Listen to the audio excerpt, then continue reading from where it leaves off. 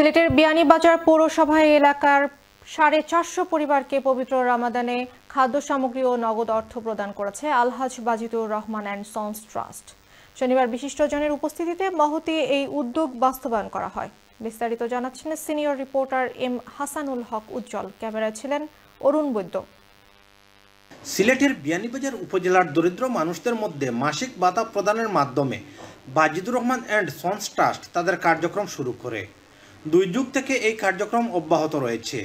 এরই ধারাবাহিকতায় এবারের রামাদানে 450 পরিবারকে খাদ্য সামগ্রী ও নগদ অর্থ প্রদান করা হয়। ট্রাস্টের চেয়ারম্যান আলহাজ বাজিদুর রহমান উপস্থিত থেকে এ সকল মানুষের হাতে সহায়তার অর্থ ও খাদ্য সামগ্রী তুলে দেন। 450 জন মানুষের আমি দিছি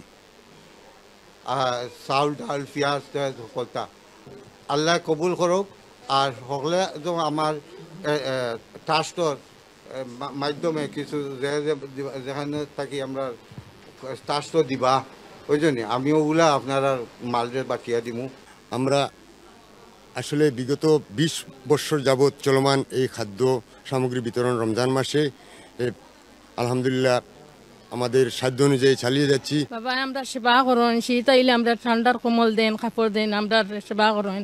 আর প্রতি বছরে রমজানের সময় বাবা আমরা খানির চেষ্টা করেন, আমরা ইফতারের খানি দেন। বাবা আল্লাহর কাছে আমরা লাখ লাখ শুকরিয়া করি। শুক্র ও শনিবার পৃথক অনুষ্ঠানের মাধ্যমে বিয়ানীবাজার পৌরসভার সুপাতলা ও শ্রীদুরা গ্রামে খাদ্য সামগ্রী ও নগদ অর্থ বিতরণ খালে উপস্থিত ছিলেন ট্রাস্টের কোঅর্ডিনেটর আমান উদ্দিন, সমাজসেবী গুলজার আহমদ রাহেল, মাওলানা সুয়াইব আহমদ, এনাম হোসেন সহ আরও অনেকে। এম হাসানুল হক উজ্জ্বল, চ্যানেল এস নিউজ, সিলেট।